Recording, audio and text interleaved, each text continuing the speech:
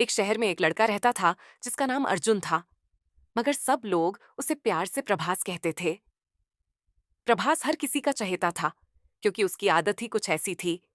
वह हमेशा हंसी मजाक में डूबा रहता, किसी की नकल करता, बच्चों के साथ खेलता, चाय वाले से मजाक करता और हर जगह माहौल हल्का बना देता। लोग कहते थे कि यह लड़का जैसे गम भुलाने के लिए ही पैदा हुआ है, लेकिन तकदीर की कहानी अलग ही थी। एक दिन उसके मोहल्ले में एक नई लड़की आई। वह ज्यादा बात करने वाली नहीं थी, पर उसकी आंखों की चमक और चेहरे की मासूमियत ने प्रभास का दिल जीत लिया। धीरे धीरे उनकी मुलाकातें बढ़ी। पहले हल्की फुल्की बातें, फिर छोटे सफर, और फिर एक रिश्ता जिसमें हंसी भी थी, अपनापन भी और एक अजीब सी खींच भी। एक दिन लड़की ने कहा कि वह शहर की भाग दौड़ से थक चुकी है, वह कहीं शांति चाहती थी। प्रभास ने तुरंत कहा, तो चलो मेरे गांव चलते हैं। वहां खेत है, खुली हवा है, और सबसे बढ़कर मेरे दादा की पुरानी हवेली भी। वहां हमें सुकून मिलेगा और थोड़ा रोमांच भी। लड़की पहले हंसी, फिर मान गई। दोनों सफर पर निकले। रास्ते में हंसी मजाक करते, ढाबों पर रुकते, गांव के नजारे देखते और जीवन का पूरा मजा लेते हुए वे प्रभास के गांव पहुंच गए। गांव का नजारा लड़की के लिए नया था। हरे भरे खेत, पेड़ों की कतारें, साफ आसमान और परिंदों की आवाजें। फिर एक शाम गांव के कुछ बूढ़े लोग प्रभास से कहने लगे, बेटा, अपने दादा की हवेली देखी क्या? प्रभास चौंक गया। उसने सुना तो था कि हवेली रहस्यमयी है, पर कभी गया नहीं था। बूढ़ों की आंखों में अजीब सा डर था। यह डर ही प्रभास के दिल में जिज्ञासा भर गया। अगले दिन प्रभास और लड़की हवेली की तरफ गए। हवेली गांव के किनारे पर थी। टूटा हुआ दरवाजा, झंग लगी खिड़कियां, काई जमी दीवारें और सूनी हवा, जैसे सदियां वहीं थम गई हों। अंदर कदम रखते ही ठंडी हवा का झोंका आया और दरवाजा अपने आप बंद हो गया। लड़की घबरा गई। प्रभास ने उसका हाथ पकड़कर हंसते हुए कहा कि यह हवेली की आदत है।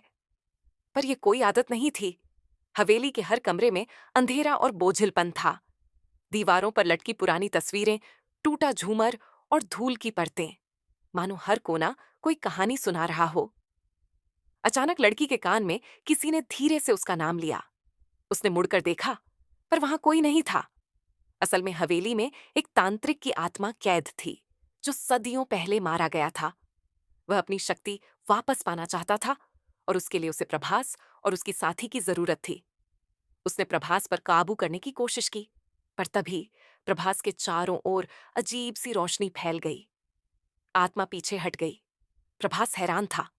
धीरे धीरे उसे एहसास हुआ कि अपने पिछले जन्म में वह इसी हवेली का राजा था। उस दौर में यह तांत्रिक उसकी सल्तनत को बर्बाद करना चाहता था, मगर राजा ने अपनी जान देकर उसे कैद किया था। इसीलिए आज भी उसका जादू प्रभास पर पूरी तरह असर नहीं कर पा रहा था। लेकिन आत्मा ने चाल बदली। अब उसने लड़की पर काबू करना शुरू कर दिया।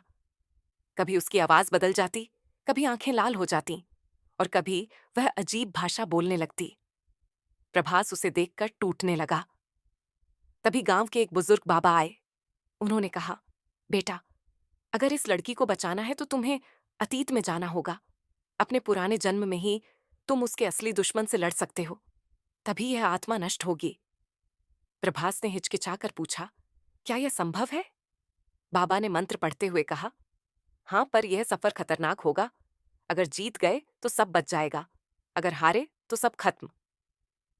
प्रभास ने हिम्मत दिखाई। बाबा ने अनुष्ठान किया और प्रभास को एक घेरे में खड़ा कर दिया। अचानक चारों ओर रोशनी फैली और पलक झपकते ही वह खुद को एक विशाल महल में पाया। उसके तन पर शाही वस्त्र, सिर पर मुकुट और सामने उसकी सेना। वह राजा बन चुका था, मगर तांत्रिक भी तैयार था। वह पहले से ज्यादा भयानक रूप में सामने आया। उसकी आंखों से शोले निकल रहे थे। गड़गड़ाहट के बीच लड़ाई शुरू हुई। जमीन कांपने लगी। आसमान पर काले बादल छा गए। हर वार के साथ बिजली कड़क रही थी।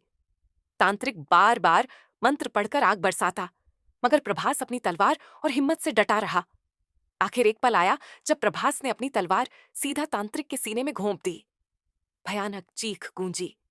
आत्मा धुएं में बदलकर बिखर गई। आसमान साफ हो गया, महल रोशन हो गया और सब शांत हो गया। प्रभास ने आंख खोली तो खुद को वापस वर्तमान में पाया। लड़की जमीन पर बेहोश थी, पर आत्मा के नष्ट होते ही उसने आंखें खोल दी। उसकी आंखों में अब डर नहीं, सिर्फ सुकून था। प्रभास ने उसे गले लगा लिया। कुछ दिनों बाद गांव में दोनों की शादी हो गई। लोग कहते थे कि यह सदियों पुरानी कहानी का अंत था, मगर हवेली अब भी गांव के किनारे खड़ी थी, चुपचाप, जैसे किसी नए राज का इंतजार कर रही हो।